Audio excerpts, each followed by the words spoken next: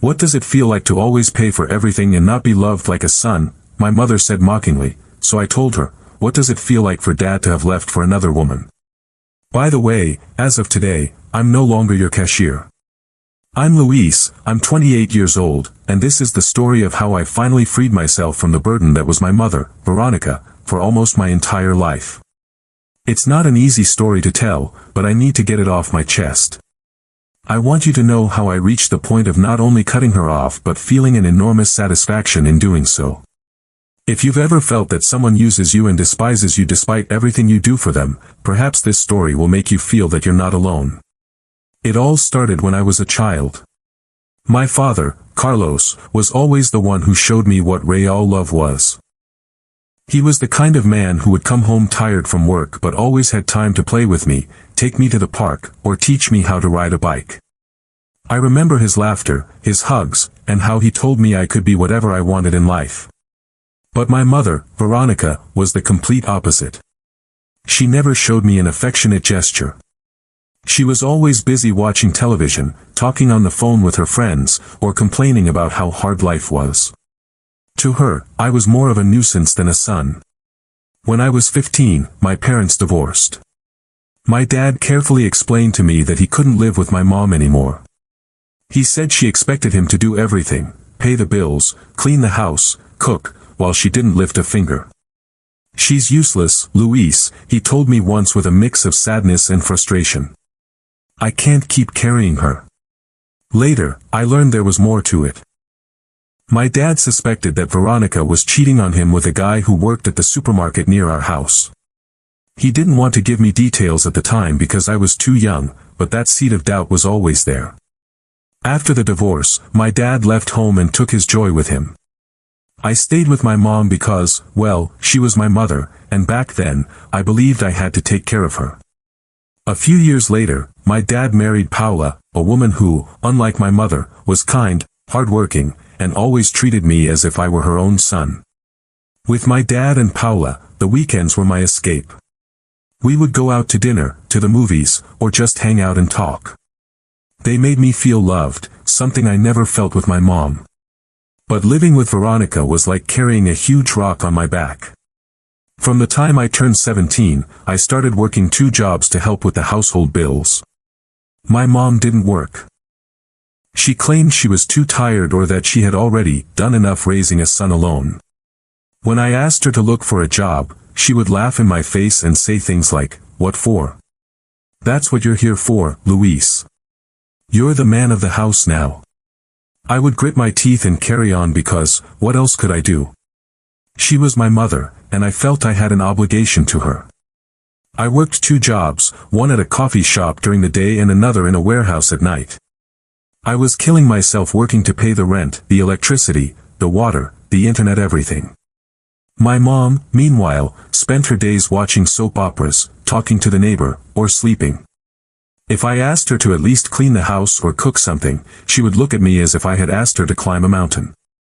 "I already did enough raising you," was her favorite line. And I, stupid me, never had the courage to confront her. I always thought, she's my mother, I can't kick her out of the house. But with each passing day, the resentment grew stronger. Sometimes, when I arrived home exhausted from work, I would see the house in a complete mess, dirty dishes, clothes thrown around, trash piled up. And my mom would be there on the couch, remote control in hand, without a shred of guilt. Once I told her, "Mom, please, help me a little. I can't do it all." She laughed and said, "If you don't like it, leave. But don't complain, this is what's expected of you." That phrase stuck with me like a knife. Despite everything, I kept going. My dad was always there to support me. Every weekend, when we went out to dinner, he would tell me, "Luis, you're worth so much. Don't let your mother drag you down with her." Those words gave me strength, but not enough to break the cycle. Not yet. One day, when I was 21, my dad gave me an opportunity that changed everything.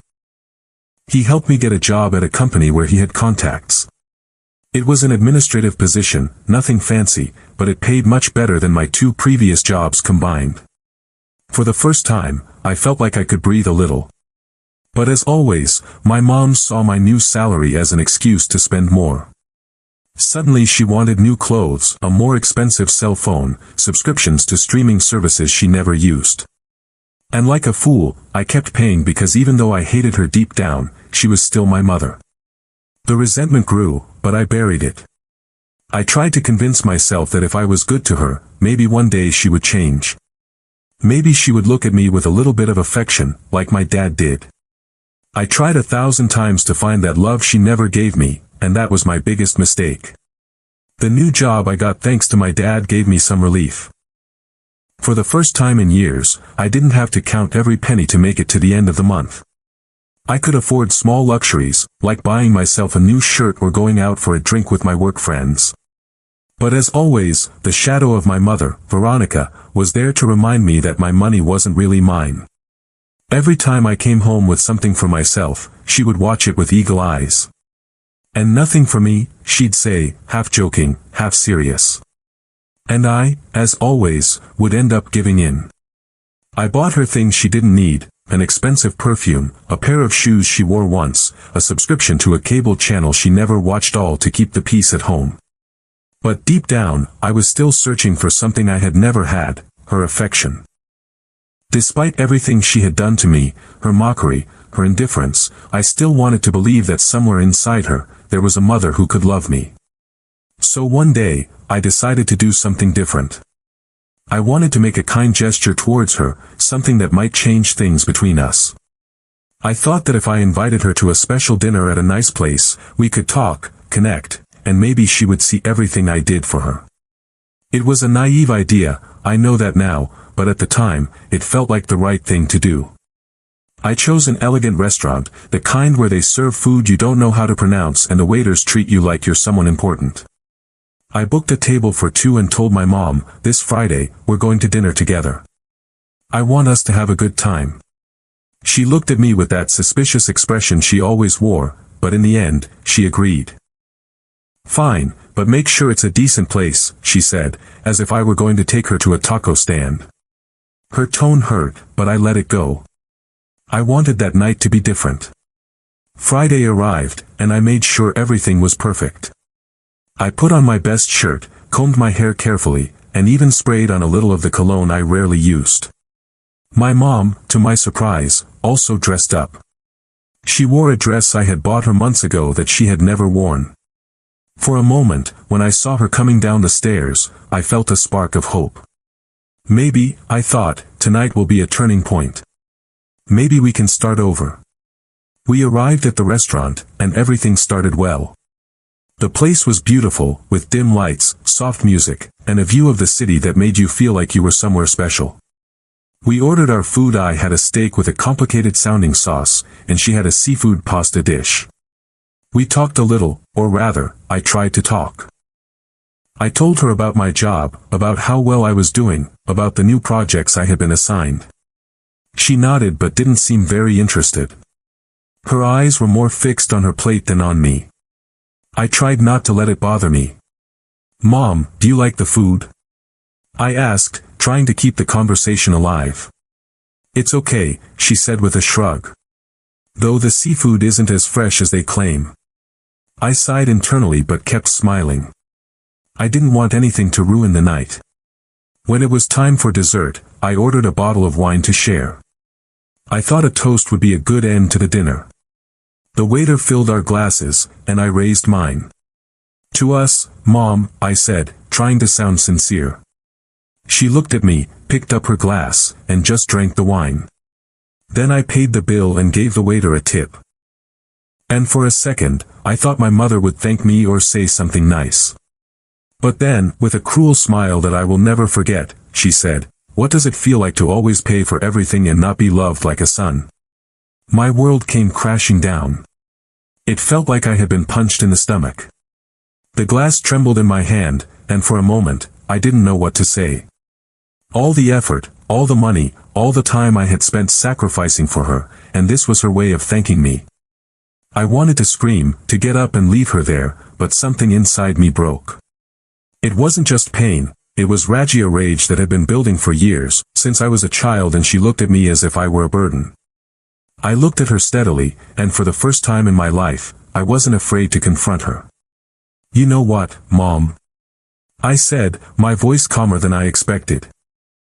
"What does it feel like for Dad to have left for another woman because you're useless and do nothing? By the way, as of today, I'm no longer your cashier." The look on her face was priceless. Her mouth dropped open as if she had seen a ghost. Her eyes widened, and for a second, I thought she was going to faint, but then her surprise turned to fury. "How dare you speak to me like that?" she yelled, causing some people at nearby tables to look at us. "I'm your mother. You owe me respect. I gave you everything." I laughed, not because it was funny, but because I couldn't believe her nerve. "Everything?" I said. "The only thing you gave me was a childhood full of contempt. The only person who has ever given me anything in this life is Dad. You've done nothing but live off me like a leech." She turned red with rage. "You can't do this to me," she shrieked. "It's your obligation to support me. I'm your mother." But I was no longer willing to listen. I stood up and told her, "I'm not paying your bills anymore. Not ever again. Figure out your own life." And I left. As I walked towards the exit, I heard her screaming things at me, but I didn't stop. For the first time in my life, I felt like a huge weight had been lifted from my shoulders. I didn't know what would happen next. But one thing was clear, I was never going to be Veronica's slave again. Walking out of that restaurant that night was like taking my first breath in years. The cold air hit my face, but I didn't care. I felt a mix of relief, rage, and a hint of fear for what I had just done. I had stood up to my mother, Veronica, in a way I never thought possible. For years, I had swallowed her taunts, her scorn, her way of making me feel worthless. But that night, something inside me snapped, and there was no going back. I didn't go home that night. I couldn't bear the thought of seeing her, of hearing her screams or her attempts to manipulate me again. Instead, I drove to a hotel in the city center and spent the night there. Then I opened my banking app and canceled absolutely every single bill for my mother's house. I didn't even leave her the Netflix subscription, and after that, I went to sleep feeling freer. As I lay in bed staring at the ceiling, I thought about everything that had happened. I remembered the times I came home exhausted from my 2 jobs, with my feet aching and my head about to explode, only to find my mom sprawled on the couch without lifting a finger. I remembered her laughter when I asked for help, her cruel comments about how I would never be enough. And for the first time, I allowed myself to feel the rage without guilt. It wasn't wrong to feel this way. She didn't deserve my sacrifice. The next morning, I made a decision. I was moving out of that house. I couldn't continue living with someone who used me like a walking ATM. I called a friend from work, Diego, who knew a little about my situation. I told him what happened at dinner, and without hesitation, he offered to let me stay at his place for a few days while I looked for my own place.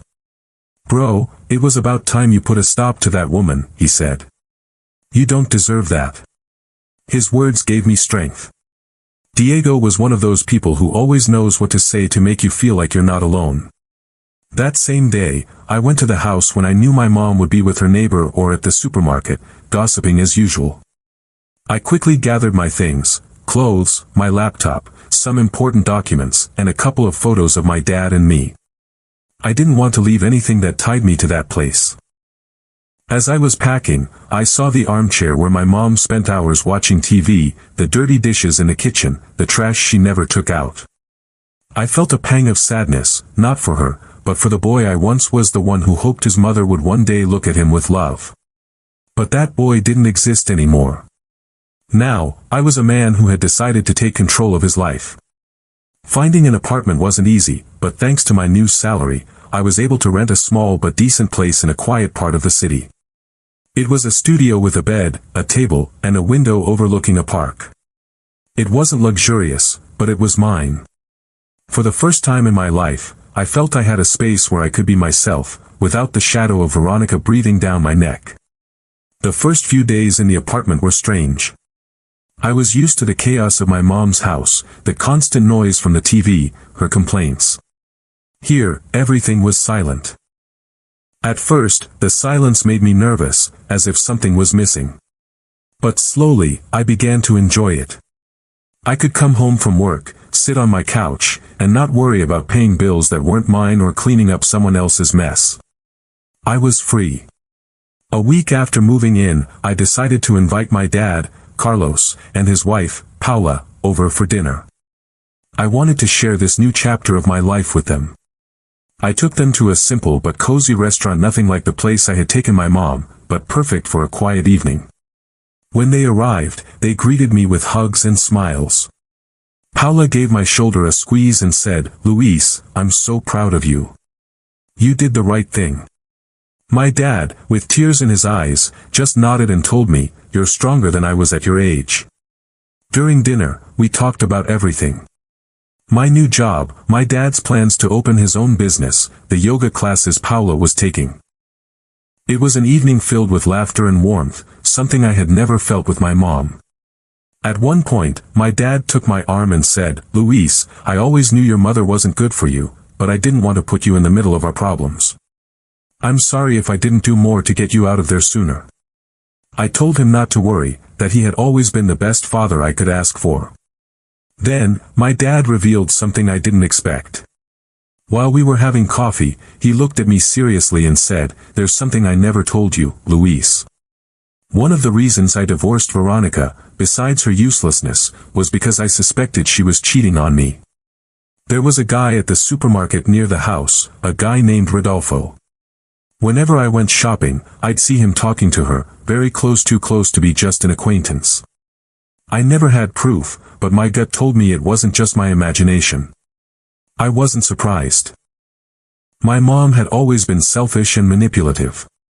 Being capable of cheating on my dad fit perfectly with the image I had of her. "Don't worry, Dad," I told him. "That doesn't matter anymore. She's not a part of our lives anymore." Paula looked at me with a soft smile and added, "Now you have a family that really loves you, Luis. We're here for you." That night, when I returned to my apartment, I felt lighter than ever. But as expected, my mom wasn't going to let things go that easily. 2 weeks after I moved out, my phone rang. It was her. I saw her name on the screen and hesitated for a moment before answering. A part of me wanted to ignore her, but another part, perhaps the one that still remembered she was my mother, made me slide my finger to answer.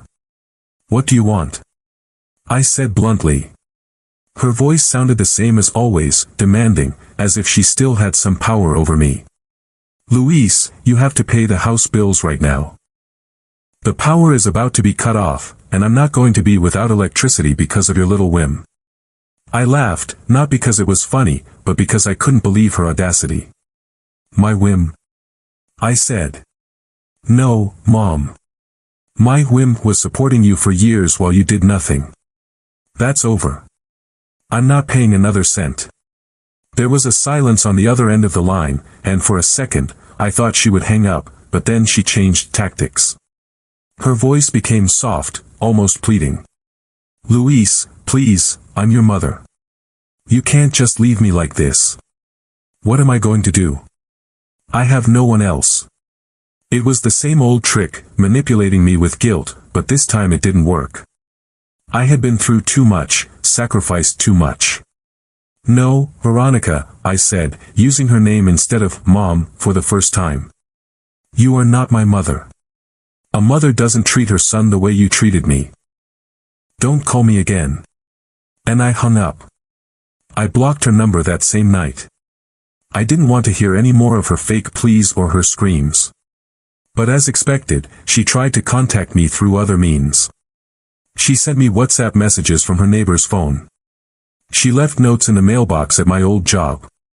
She even showed up at my company one day, demanding to speak with me.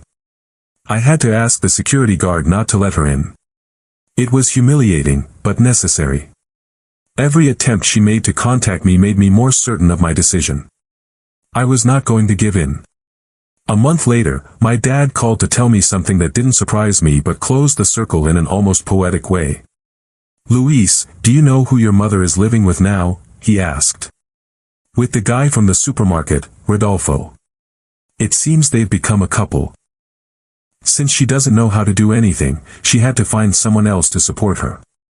I was silent for a moment, processing the information. My mom, the woman who always mocked me for not being enough, was now dependent on a guy who worked at a supermarket because she couldn't stand on her own 2 feet. I didn't feel pity, or even anger.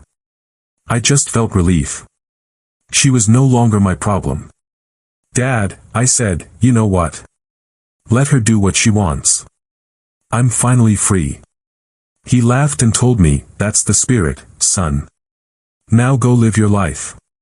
And that's exactly what I did. Sometimes I think about my mother, but not with nostalgia. I think of her as a lesson. She taught me the hard way that love is not something you beg for, that family isn't just about blood, and that you have the right to set boundaries, even with the people who are supposed to love you. Cutting her out of my life was the hardest decision I ever made, but it was also the best. Now, when I look out my apartment window and see the park on the other side, I feel something I never felt while living with her. Peace. Subscribe for more daily stories.